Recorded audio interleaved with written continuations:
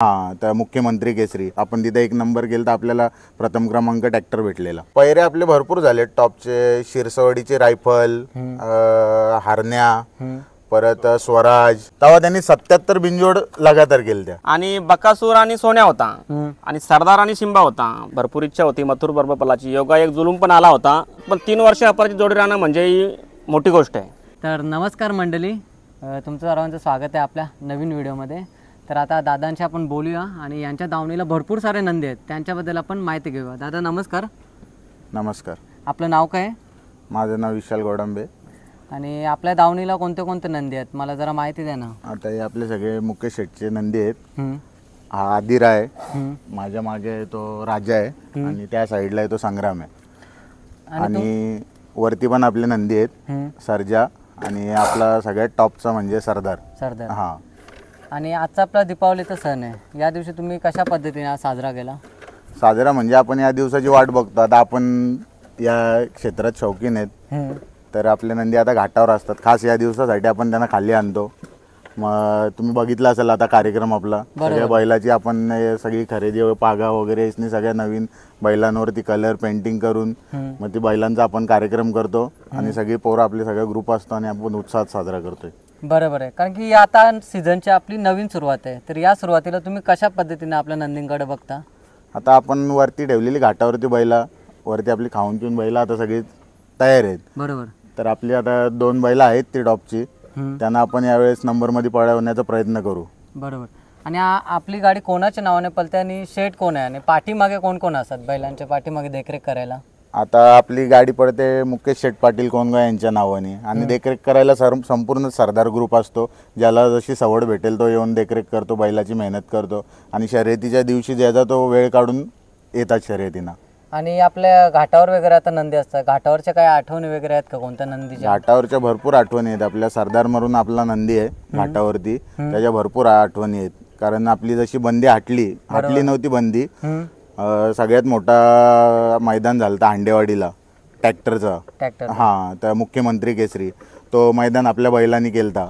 त्याच्या गळ्यात सिंबा म्हणून बैल होता बाबर गोटावाल्यांचा आणि आपला सरदार। आपण तिथे एक नंबर केला तर आपल्याला प्रथम क्रमांक ट्रॅक्टर भेटलेला। बरोबर। तर प्रथम क्रमांकाला ट्रॅक्टर असं मोठं असं बक्षीस, तर जिंकल्यानंतरचा कसा आनंद वगैरे होता? खूप आनंद झालता आम्हाला, एकदम गगनात मावत नव्हता एवढा आनंद झालता। आम्हाला विश्वास बी नव्हता, कडेनी गाडी लागलेली, अंधार झालता त्यावेळेस फायनलला, तरी आपल्या बैलाने एक नंबर केलता। बरोबर। याबद्दल आपल्याला बोलावं लागेल की बैलाची जिद्द आहे, कडेने लागून पण त्याने नंबर केलता। आणि त्याच्यानंतर दुसऱ्या कोणत्या आठवणी आहेत का? त्याच्यानंतर परत उपमुख्यमंत्री केसरीचं मैदान झालं, त्या मैदानात पण आपल्या बैलांनी एक नंबर केला। तेव्हा बुलेट बक्षीस होती, त्यावेळेस टॉपची सगळी बैलं होती फायनलमध्ये, मॅगी, वजीर, भारत, सुंदर या सगळ्या टॉपच्या गाड्या, निशान वगैरे सगळी टॉपची बैलं होती फायनलला, तेव्हा आपल्या बैलांनी एक नंबर केला फायनलमध्ये। टॉपच्या नंदींमध्ये आपला नंदी नंबर करतोय, त्याबद्दल काय बोलाल? पेडगावमध्ये पण आपल्या बैलांनी 2 नंबर केलता। आपला जितेंद्र शेट देशमुख यांचा सुलतान होता, तेव्हा पेडगावचा हिंदकेसरीचा मैदान होता, तेव्हा पण आपल्या बैलांनी 2 नंबर केलता। म्हणजे नक्कीच जिथं जिथं आपण बघतो मोठी मैदान आहे तिथं आपला नंदी आपलं नाव ठेवत होता। आणि असंच बक्षीस होतं तो जिंकत आहे। आपल्या बिनजोडचा वगैरे काय तुमचा खेळ झालेला आहे का? बिनजोडचा खेळ झालेला आहे, पण बिनजोडला कसा होता आपल्या बैलाला वरचा हवामान सूट झालता, त्या हिशोबाने बैल आपला वरती एकदम म्हणजे भरपूर पळायचा, पण खाली जरा बिनजोडला इकडे जरा नाराज करायचा, पण इथून नेलावरती की नंबर करायचा तो, त्याला वरतीच म्हणजे सूट झालता सगळं, वरती नंबर करायचाच करायचा। कारण इथं नाही बिनजोडला, इथे नाही पडला, जेव्हा सुरुवातीला पडला तो तिकडे बिनजोडला, तेव्हा त्यांनी 77 बिनजोड लगातार केले त्या सरदारने। म्हणजे एका सीझनला 77 बिनजोड वरती, मग त्यामध्ये एक पण हार नव्हते का? एक पण हार नाही। म्हणजे 77 बिनजोड व्हायला म्हणजे खूप मेहनत लागते, तर त्याच्या पाठीमागे तुमचा देखील एक मोठा असं योगदान सगळ्यांचं योगदान होता। मग 77 बिनजोड जे झाले त्यामध्ये कोणते असे चांगले फेरे वगैरे झालेले का? घरची गाडी पळालेली? घरची गाडी म्हणजे नाही, एक पुण्याचा वादळ म्हणून बैल होता, तो आता बैल जरा पायात हे झालता म्हणून हे झाला, तर वादळची आणि सरदारची गाडी, ही गाडी एकदम जुळून पळाली। हा, खूप पळाली, त्याच गाडीने सगळे गुलाल केलेत। आणि 77 गुलाल लगातार म्हणजे एक रेकॉर्डच केलेला, रेकॉर्ड केलता। आतापर्यंत मला असं वाटत नाही मित्रांनो की एवढे गुलाल तरी कोणी लगातार केलेले असतील। त्याच्यापेक्षा पण जास्त झाले असते, पण तेव्हा बंदी उठलेली नव्हती, त्याच्यामुळे जरा हे झालं, नाही तर अजून पळाला असता त्या काळात बैल. म्हणजे बंदीचा काल होता हा. म्हणून थोडा आपल्याला ब्रेक घ्यावा लागला असं बोलू. ब्रेक घेऊन चालायचा जरा. आणि दादा विषय राहता होता पेऱ्यांचा, तर आपण कोणते कोणते टॉपचे वगैरे पेरे केलेले आहेत का? पैरे आपले भरपूर झाले टॉपचे. शिरसवडीचे रायफल, हारण्या, परत स्वराज. तर या नादाबद्दल काय सांगाल? फक्त आपण शर्यतीत केल्या पाहिजे की आपला धंदा पाणी असेल तो पण बघला पाहिजे? धंदा पाणी करूनच शर्यती केल्या पाहिजे, नाही तर मग शर्यती होणारच नाही. शर्यती करायला कुठून माणूस? हा कारण एक शौक आहे, यात काय कोणाचा पैसा बिसा माणूस कमवायच्या हिशोबाने एक नाद, एक शौक आहे म्हणून माणूस हा शौक करतो. बरोबर. म्हणजे आता सरदारची खरेदी वगैरे कशी झालेली? सरदारची खरेदी म्हणजे आपले मुकेश शेठ, समीर शेठ यांनी तो वासरू बघितलेला, तर त्यांना पटला तो वासरू. छोटा होता तेव्हा एकदम, मग त्यांनी घेतला तो वासरू तेव्हा वाघवाडीवरून. मग तेव्हा समीर शेठ यांचा तुफान पण बैल नावारूपात होता, मग त्याच्याबरोबर आपण हाकलला आणि मग नंतर वरती राहिला. मग तेव्हापासून जो बैल आपला नावात आला तो कधी खाली पडलाच नाही. दादा नमस्कार. नमस्कार. आपलं नाव सांगा ना. माझं नाव मुकेश अशोक पाटील. आणि आपल्या नंदींबद्दल काय अजून तुमचा इतिहास आहे का? जसं काय आपला जयेश पाटील झाले सोनारपाड्याचे, त्यांच्यासोबतच्या काय आठवणी वगैरे आहेत का तुमच्या? जयेश पाटीलचे माझे चांगले संबंध आहेत आणि जयेश पाटील आणि आमची एक गटामध्ये एकदा फलटणला मैदान होता. तर आता ही गाडी पण माझ्या बाबरगोट्याच्या नावानेच पळत होती तिथे आणि जयेश पाटीलची पण त्या मंडळाच्या नावाने गाडी पळवली होती. मग आम्हाला योगायोग समजलं नाही का कोणाची गाडी आहे नेमकी. बरोबर. तर योगायोग खाली नेलं तर समजलं का आपल्याला एकत्रच पळायचं आहे. बरोबर.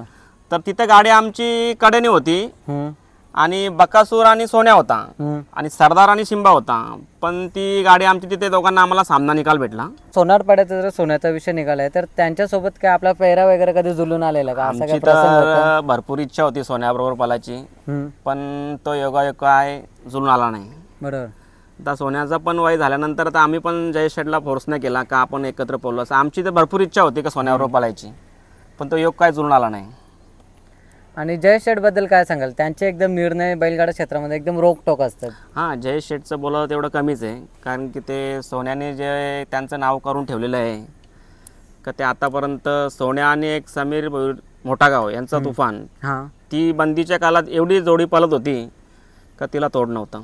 तर दादा आपला बैलगाडा क्षेत्रातला देव बोलला तरी चालेल, वाटेगावचं लक्ष, आता त्याची थोडी आता तब्येत जर आता खराब असते, तर काय तुमचं तिकडं जाणं वगैरे काय झालेलं का? आता आम्ही 9 तारखेला जो मैदान आहे चंद्रहार पाटीलचा, तेव्हा गेल्यानंतर त्याची आम्ही नक्कीच भेट घेऊ, कारण की तो बैल पण बंदी काळात एवढा पळत होता का त्याच्यासारखा वेग हल्ली कुठल्या याला नाही आहे. बकासूर पळतोय पण त्याच्यासारखा नाही.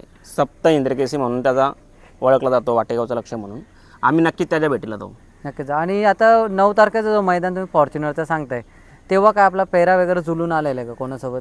पहिरा तर आमचा नाही, पण तिथे जो पहिला पर्व झाला चंद्रहार पाटलाचा थार बक्षीस होता, तिथं क्वार्टर फायनलला जर आमची सुट्टीमध्ये गडबड झाल्यानंतर आमचा एक माणूस सुट्टी करणारा खाली पडला, मग ती आम्ही तिथे क्वार्टर फायनलला गेलो. नाही तर फायनलच आमची थार म्हणून आमच्याच नावावर होती ती. सिम्बा आणि सरदार होता तिथे, पण क्वार्टर फायनलला आम्ही 1 नंबर करून आम्ही तिथे बाईक मिळवलेली. मग काय वाटतं यावर्षी आपण फायनलला नक्कीच प्रयत्न करू आम्ही. तर दादा आपले राहुल भाई आहेत आडिवलीचे, तर त्यांच्यासोबत काय आपल्या आठवणी वगैरे आहेत का? राहुल पाटीलचे आमचे संबंध पण चांगले आहेत. भरपूर इच्छा होती मथुर बरोबर पलाची. योगा एक जुलूम पण आला होता, पण काही कारणास्तव ती योग जवळ नाही आला का एकत्र पळण्याचा. पण मथुर असा नंदी आहे, सलग 3 वर्ष मुंबईमध्ये अपराजित जोडी होती. मथुर आणि महबूब मालकासाठीच पळतो तो बैल, आणि महबूब अपराजित जोडी होती 3 वर्ष. त्याचा रेकॉर्ड तर मुंबईमध्ये कोणी तोडू शकत नाही. बरोबर आहे, कारण बिनजोडमध्ये देखील म्हणजे बिना गाडी पडतात 3 वर्ष राहणं पण मोठी बात आहे. हा मोठी गोष्ट. तसा नंदी होणं शक्य नाही. 3 वर्ष तरी अपराजित जोडी राहील असं मला नाही वाटत. आता नंदी भरपूर पळतात, 101 नंदी पळतात, पण 3 वर्ष अपराजित जोडी राहणं म्हणजे ही मोठी गोष्ट आहे. बरोबर. आता काय तुमची इच्छा वगैरे आहे का त्यांच्यासोबत काय पेहरा वगैरे जुलून यायची? पहिरा वगैरे आला जुलून तर आपण पळू शकतो. आमचं काही तसं काही चांगले संबंध आहेत राहुल शेठशी, पण काय असं काही वाद वगैरे काय नाही, आमचे चांगले संबंध आहेत. म्हणजे नक्कीच आता येणाऱ्या टायमात कोणता तरी आपला दावणीचा नंदी त्यांच्यासोबत पळणारच. नक्कीच पळणार.